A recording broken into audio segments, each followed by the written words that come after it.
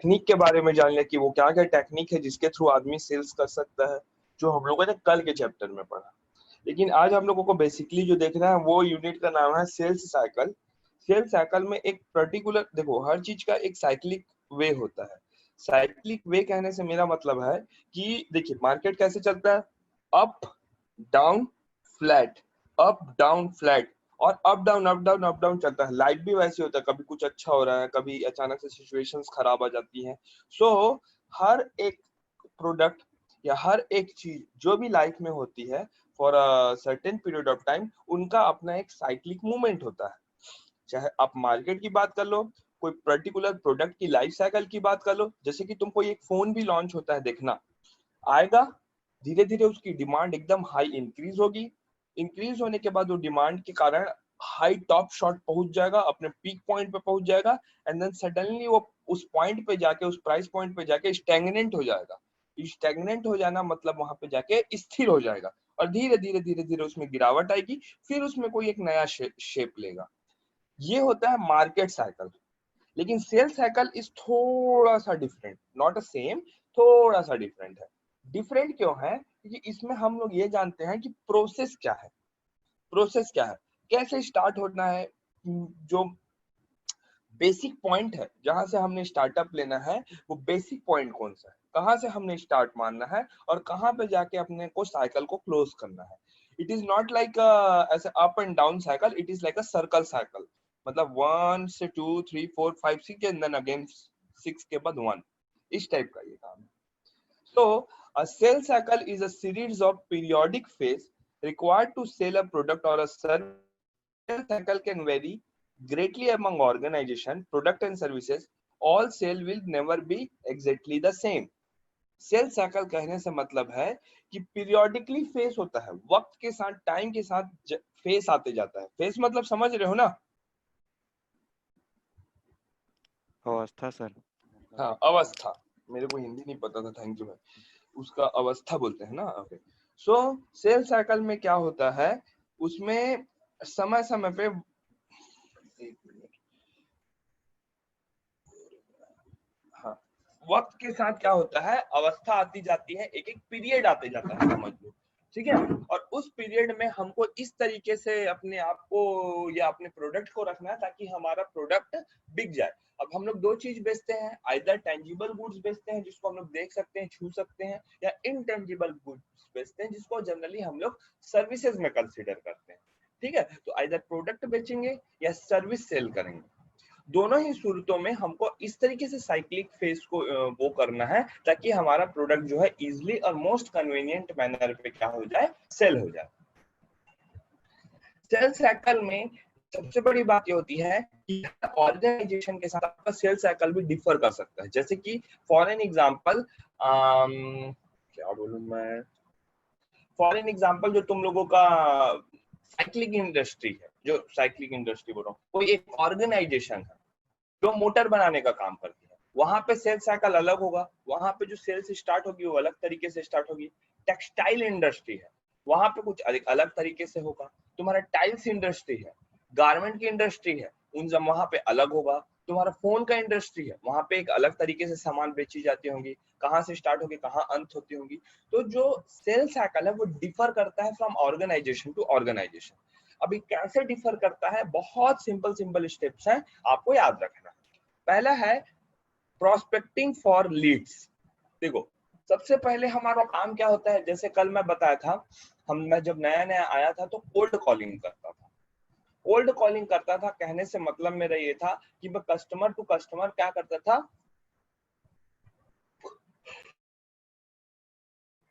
Call करता था, customer को कॉल करके उनसे अपॉइंटमेंट फिक्स करना। अब जैसे तुमने 100 लोगों को कॉल किया तो तुमने क्या कर लिया, 100 लीड जनरेट कर लिए, ठीक है, 100 लीड जनरेट कर लिए। अब वो है लीड।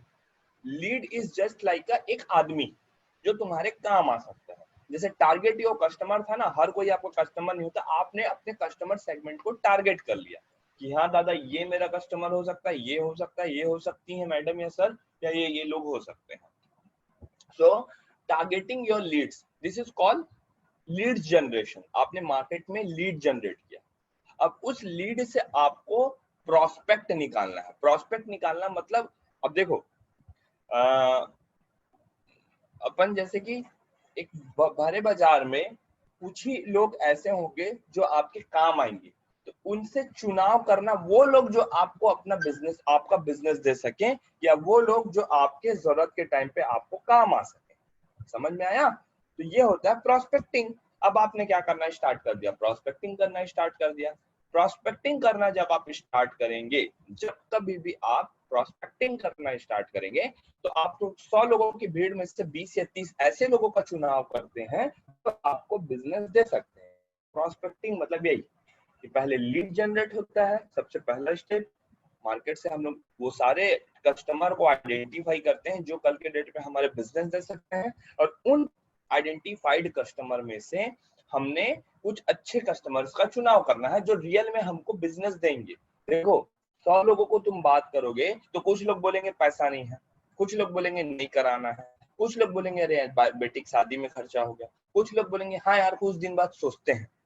जो सोचते हैं is a kind of prospect, क्योंकि कुछ दिन बाद he will give you a time.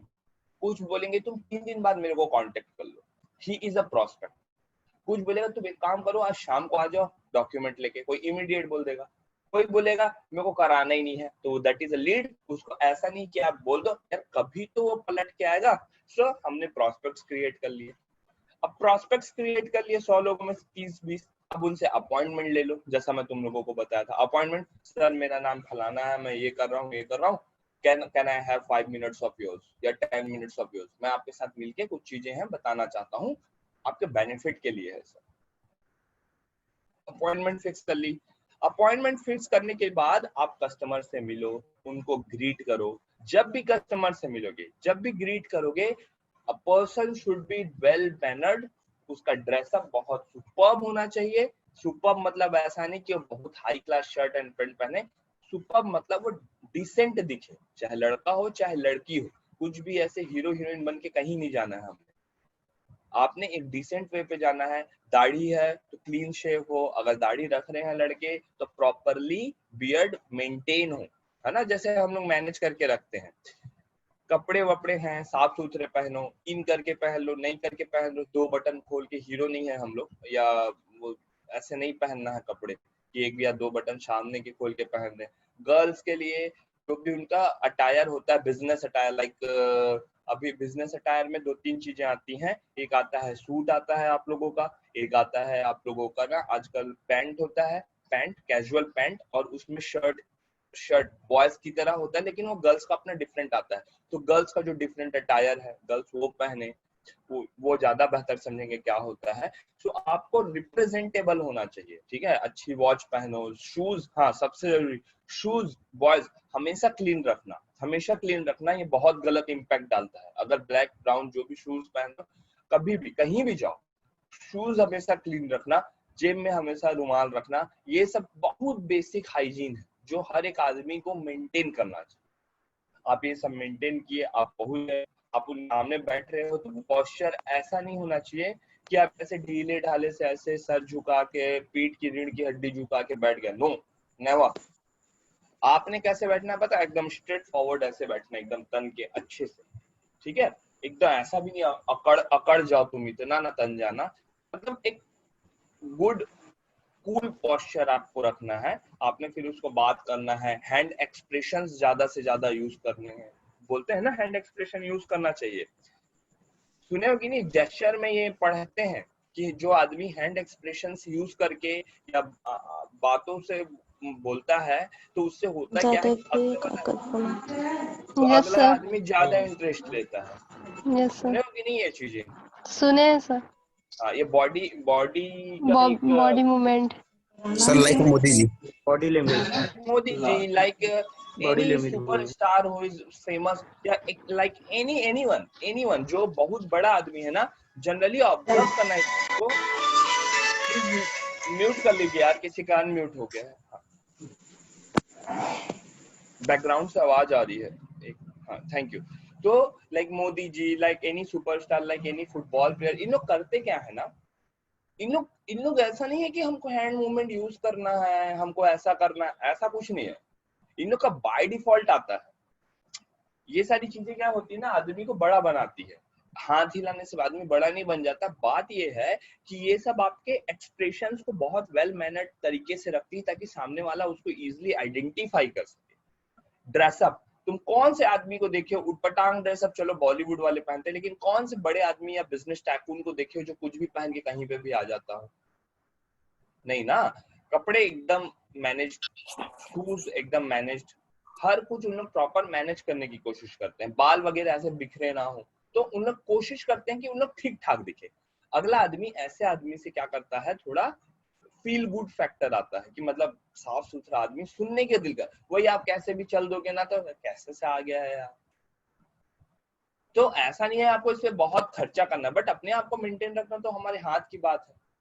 तो अब आप ऐसे आप जाओगे, इंटरव्यू में बैठोगे, अपॉइंटमेंट में बैठोगे, सामने वाले को अपना प्रोडक्ट रिप्रेजेंट करोगे। तो कल मैंने बताया था कि अपने प्रोडक्ट का भरपूर नॉलेज होना है। अब इतना बताना है, इतना पता करना, 20 लोगों से बात करोगे तो क्वालिफाई होगा। कोई ना कोई मना कर देगा फ्रंट, कोई बोल देगा 2 महीने बाद। इमीडिएट बेसिस पे क्वालिफाई कर लो प्रॉस्पेक्ट को जो आपके तुरंत तुरंत में काम आ रहा है। मान लो ऐसे 10 10 लोग ऐसे लगे जिन लोग तुमको तुरंत तुरंत समझने और जानने के लिए रेडी हो। इसके बाद आपको क्या करना है, प्रेजेंटेशन पेश कर देना। प्रेजेंटेशन पेश करना मतलब अपने प्रोडक्ट के बारे में डिटेल्ड डिस्क्रिप्शन उसको देना है। मेरा प्रोडक्ट ऐसा है सर, मेरे प्रोडक्ट में ये खूबियां हैं, मेरी प्रोडक्ट आपको इस तरीके से बेनिफिट कर सकता है। दूसरे बैंक में भी सेम प्रोडक्ट है सर, बट ये अंतर है, आप इसको लेंगे तो आपको ऐसे बेहतर फील होगा। ऐसे ऐसे डिफरेंट डिफरेंट आपको स्ट्रेटेजीज बताना है। फिर आपको एड्रेस द प्रोजेक्ट ऑब्जेक्शन। अब कल बताया था टेक्निक, सेल्स टेक्निक में कस्टमर एक बार में मानता है क्या? नहीं, उधर से वो भर के ऑब्जेक्शन देगा। लेकिन कल तो मेरे को पैसा लगने वाला है, मैं आपको कैसे दे दूं? अरे 5 दिन बाद में तो मेरी जमीन की रजिस्ट्री है, कहाँ से पैसा लाऊंगा? अरे ऐसा है, अरे वैसा है, अरे मेरे को नहीं लेना है, अरे इतना सारा अकाउंट दूसरे बैंक में रख के मैं क्या करूंगा? तो 10 ऑब्जेक्शन क्रिएट करेगा। अब उस ऑब्जेक्शंस को आपको धीरे धीरे धीरे धीरे रिजॉल्व करना है, हैंडल करना है। एक ऑब्जेक्शन के बाद दूसरा ऑब्जेक्शन, उसके बाद तीसरा ऑब्जेक्शन, उसके बाद चौथा ऑब्जेक्शन। वो ऑब्जेक्शन पे ऑब्जेक्शन भेजिएगा, आपको ऑब्जेक्शन हैंडल करते जाना है। कैसे हैंडल करना है ये आगे एक यूनिट है, वहां देखेंगे।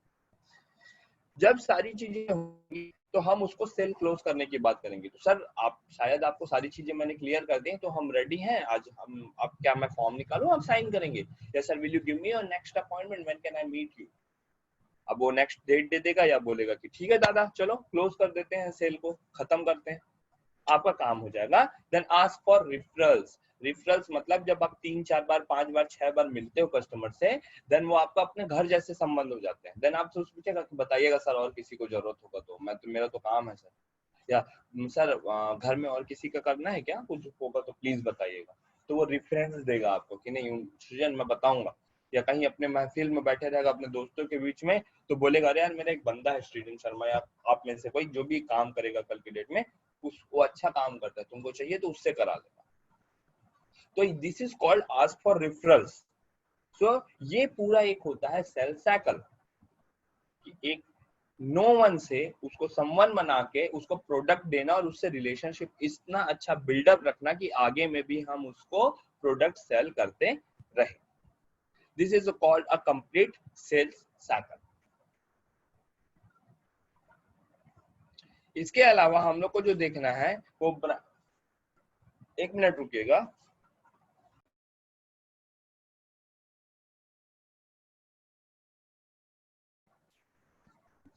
इसके अलावा जो हम लोगों को तुरंत देखना है वो है लोगो और टाइमलाइन। इससे मेरे को थोड़ा कोई कुछ बता पाएगा क्या, प्लीज बताएंगे? लोगो और टाइमलाइन क्या होता है?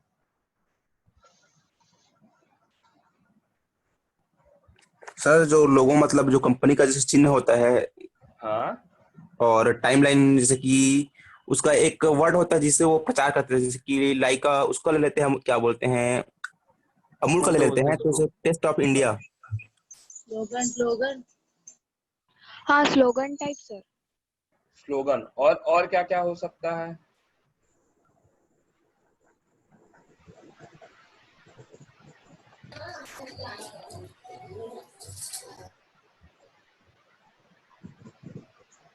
सर जैसे LIC का जीवन के साथ भी जीवन के बाद भी वाला। LIC का, अच्छा। और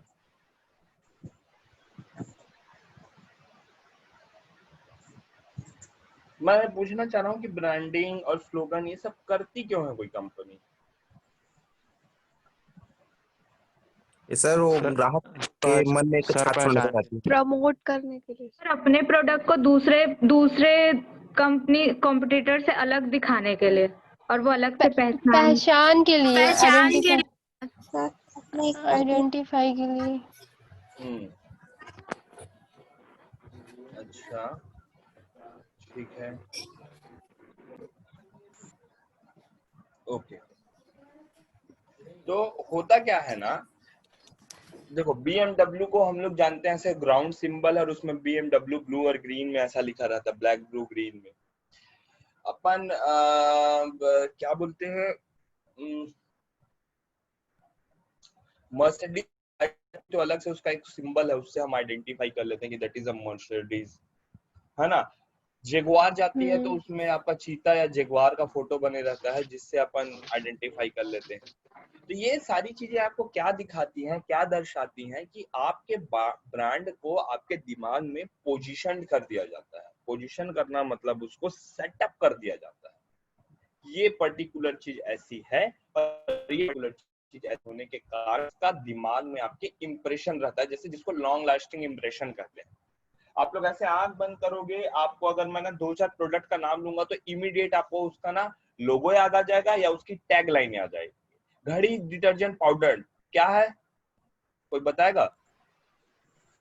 पहले इस्तेमाल करें फिर विश्वास करें। क्योंकि याद है, पहले फिर विश्वास करें। क्योंकि याद है, क्योंकि इतना ऐड आता है और ये लाइन को इतने लोग पकड़ डाले बोल बोल के कि आपके दिमाग में बैठ चुका है। ठीक है, मैं MRF टायर तो तुमको ब्रांड एम्बेसडर याद आएगा, सचिन सीधा। ठीक है, हुंडई तो लोगो याद आ जाएगा, H ऐसे लिखा है, ऐसे राउंड शेप में, तुरंत याद आता है। तो ये सब क्या होते हैं, आपके दिमाग में किसी प्रोडक्ट को बहुत अच्छे तरीके से पोजीशन करने के लिए ये सारी चीजों को अपनाया जाता है, सारे हथकंडे को अपनाया जाता है।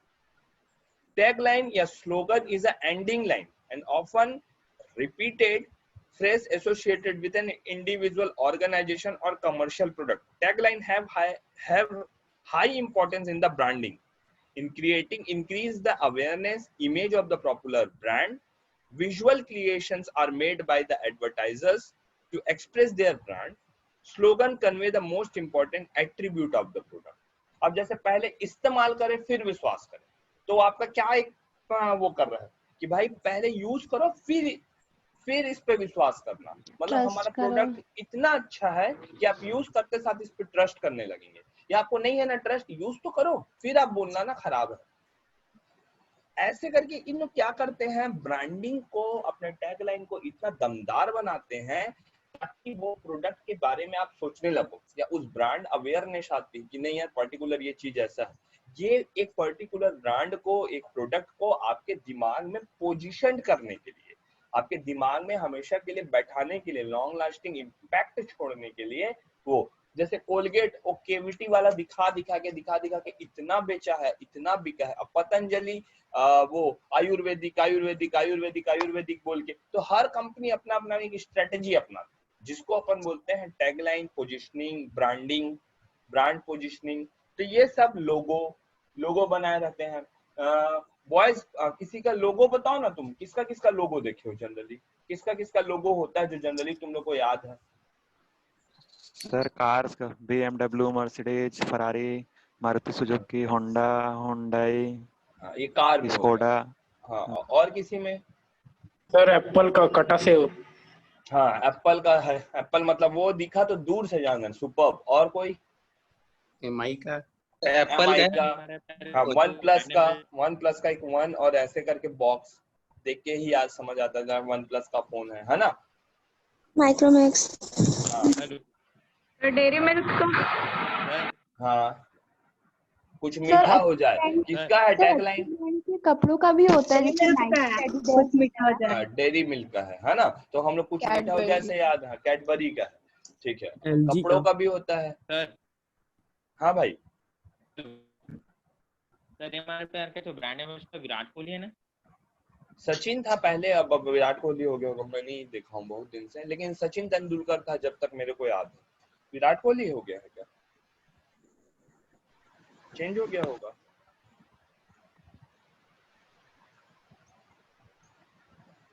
देख रहा हूँ, एक सेकंड लाइन पे रहना।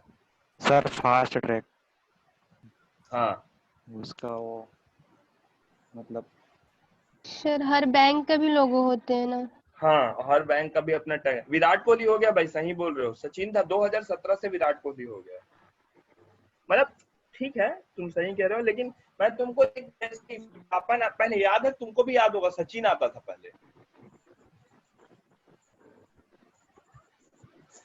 बैंक का भी अपना टैग लाइन होता है, बैंक का भी अपना लोगो होता है। पैसे की कदर एक टैग लाइन है, किसका है? जना बैंक का, जना लक्ष्मी बैंक का।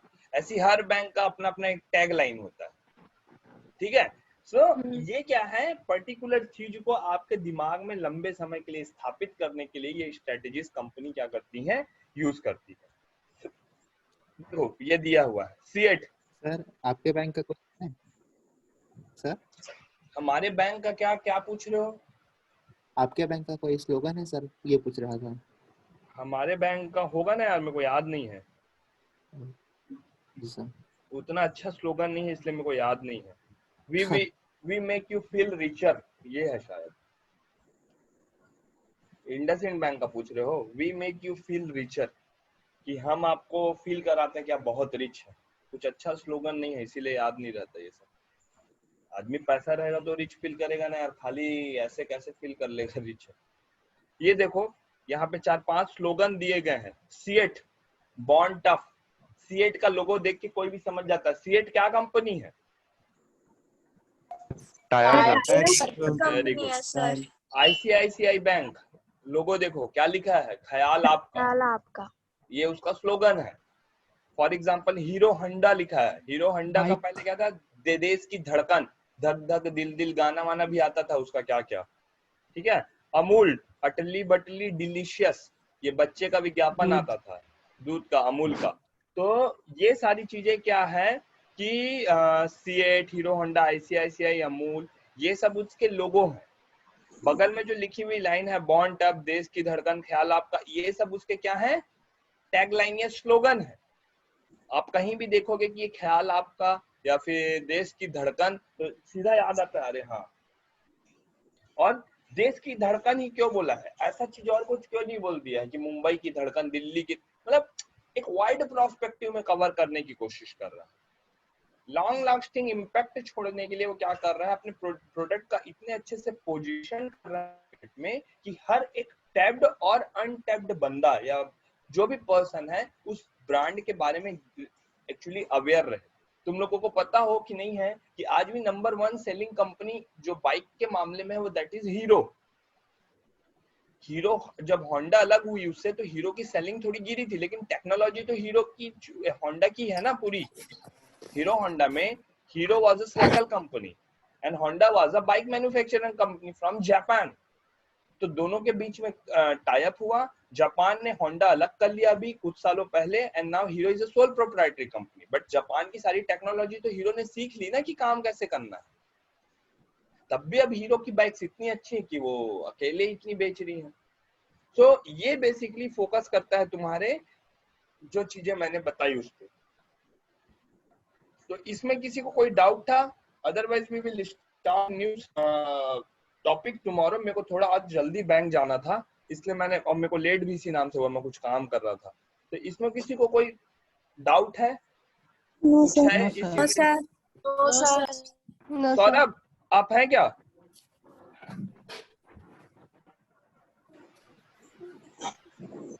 हाँ बताइए।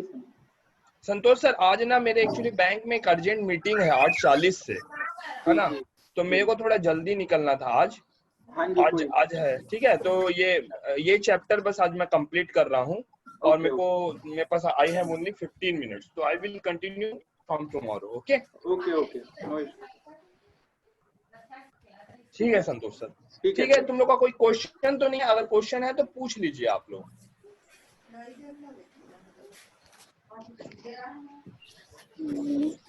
नहीं है सर।